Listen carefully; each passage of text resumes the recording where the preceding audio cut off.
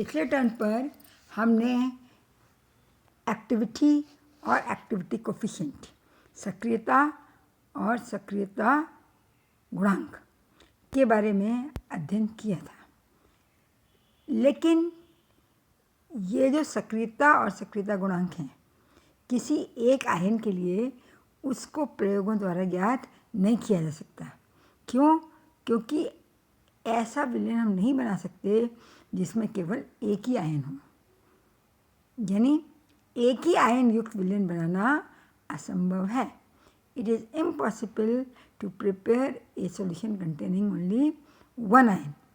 इसलिए विद्युत अपघट्यों के लिए माध्य सक्रियता और माध्य सक्रियता गुणांक का उपयोग किया जाता है। Mean activity and mean activity coefficient का हम यूज़ करते हैं क्योंकि एक सिंगल आयन की एक्टिविटी और एक्टिविटी कोफिशिएंट ज्ञात नहीं किया जा सकता है। अब हमने माना कि कोई समीकरण है ए बी, किसमें डिसोसिएट हो रहा है, वियोजित हो रहा है ए प्लस बी नेगेटिव आयन में। हम जानते हैं इसकी सक्रियता ए किसके बराबर होगी? धनात्मक आयन की सक्रियता और ऋणात्मक आयन की सक्रियता के गुणनफल के, यानी ए प्लस इंटू ए माइनस। इसको हम कहते हैं ए प्लस माइनस का होल स्क्वायर। ए प्लस माइनस किसके बराबर हो जाएगा? ये बराबर हो जाएगा अंडर रूट ए प्लस इंटू ए माइनस। ए प्लस माइनस जो है वो आयनिक सक्रियताओं का ज्योमितीय माध्य है। It is a geometric mean of ionic coefficient.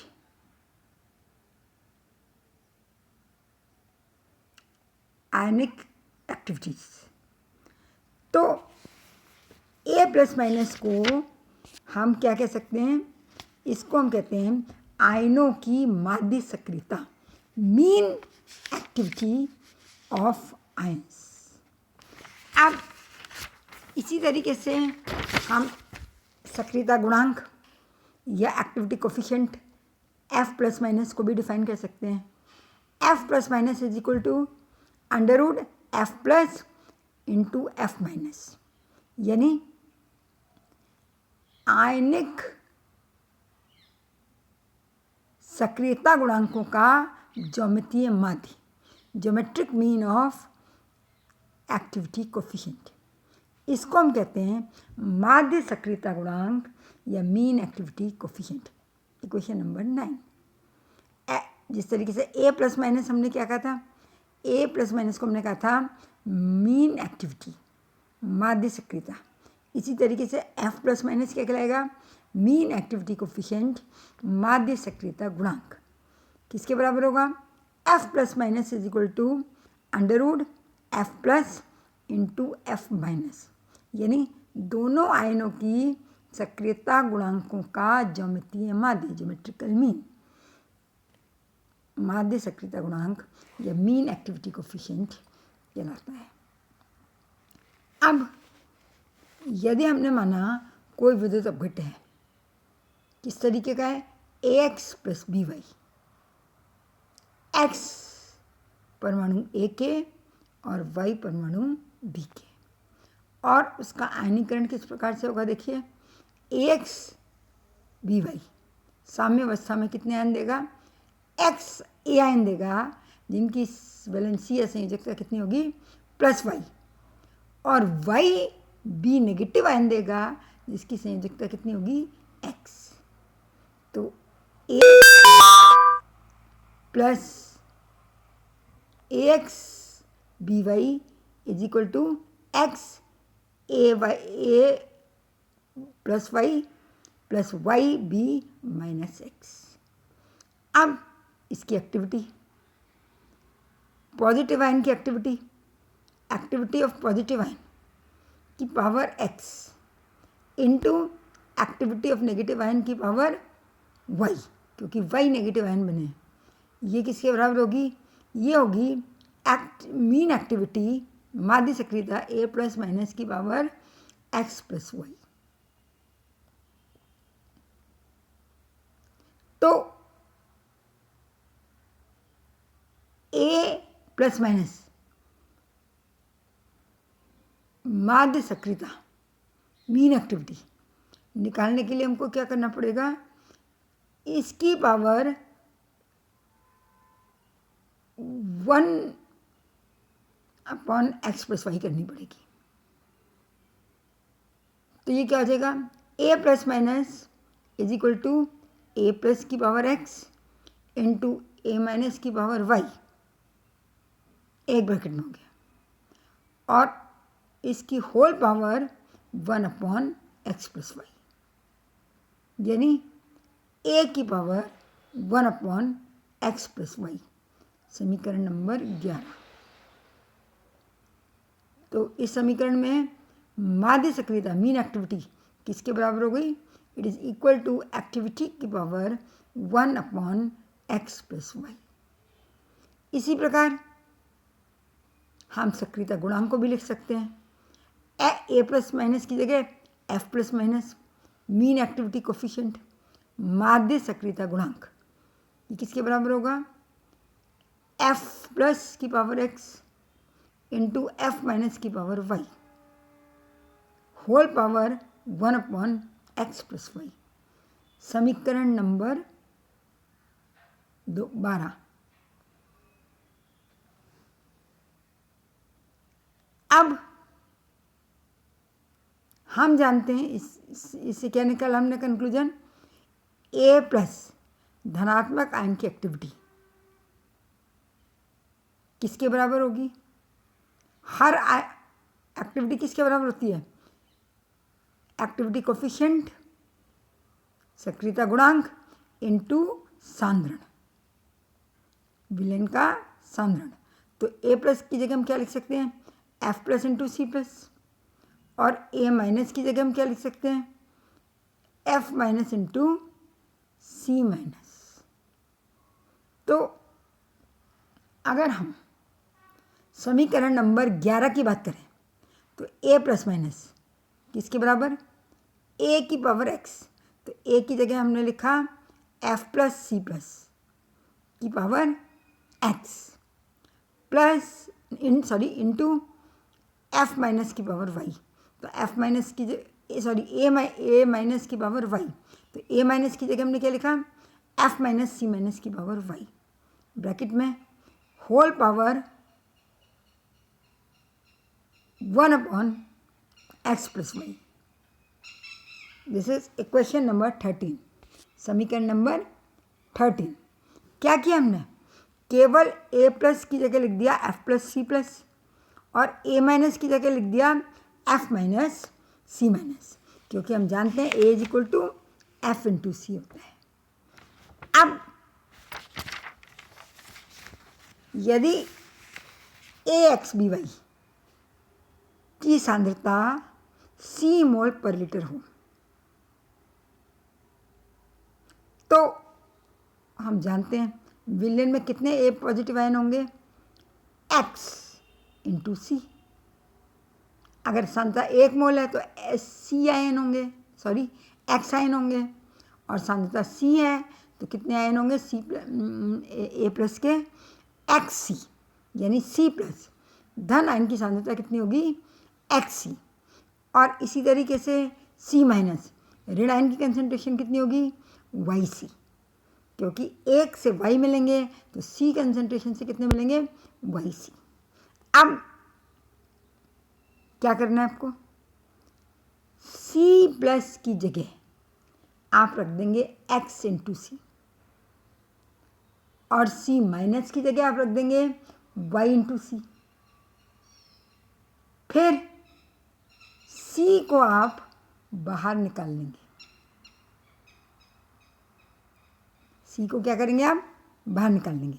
देखिए ये क्वेश्चन थी आपकी F प्लस सी प्लस, तो F प्लस की जगह हो जाएगा C प्लस की जगह होगा C इंटू एक्स, तो C कॉमन बाहर आ जाएगा तो क्या बचेगा, केवल X तो अब ये क्या हुआ आपका, ये आपका हुआ सी एक्स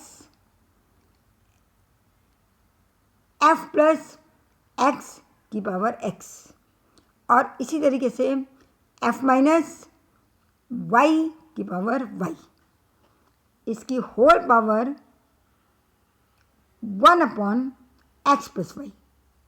सी को मैंने बाहर निकाल लिया तो सी बाहर आ गया, सी इंटू, अब यहाँ क्या था, अब यहाँ क्या बचा, एफ पॉजिटिव तो है और एक्स बचा, तो एफ पॉजिटिव एक्स की power X into F negative Y की power Y, whole power 1/x plus Y. या हम इसको किस तरीके से लिख सकते हैं, देखिए सी बाहर है, ये इसको हमने, ये सब मल्टीप्लाई में है तो कोई फ़र्क नहीं पड़ेगा, पावर भी सेम है, इसलिए x की पावर x और y की पावर y को साथ में लिख दिया, whole power 1/x plus Y है ये। एफ को साथ में लिख दिया, f प्लस की पावर x और इंटू एफ माइनस की पावर y और 1/x प्लस वाई। अब ये वाली जो टर्म है, कौन सी टर्म, एफ प्लस की पावर एक्स एफ माइनस की power Y whole power 1/x plus y, इसको हमने कहा था, ये देखिए ये इक्वेशन नंबर 12, इस पूरे को हमने कहा था एफ प्लस माइनस, यानी माध्य सक्रियता गुणांक, मीन एक्टिविटी कोफिशिएंट। तो इस टर्म की जगह हमने एफ प्लस माइनस माध्य सक्रियता गुणांक या मीन एक्टिविटी कोफिशिएंट रख दिया। अब अगर हमें मीन एक्टिविटी कोफिशिएंट निकालना है, माध्य सक्रियता गुणांक, तो ये किसके बराबर आ जाएगा, a plus minus upon c x की पावर एक्स वाई की power y bracket close whole power 1/x plus y. यदि हमको माध्य सक्रियता मीन एक्टिविटी मालूम हो, सांद्रण मालूम हो और एक्स और वाई की वैल्यू मालूम हो, तो हम माध्य सक्रियता गुणांक ज्ञात कर सकते हैं। We can calculate the value of mean activity coefficient by knowing the value of mean activity concentration and the value of x and y. ये है आपकी समीकरण नंबर 14, इक्वेशन नंबर 14। अब वही बात, यदि सांद्रण मोललता में हो तो एफ प्लस माइनस की जगह क्या आ जाएगा, gamma plus minus is equal to A plus minus upon M की जगह सी की जगह एम, एक्स की पावर एक्स वाई की power Y whole power x plus Y.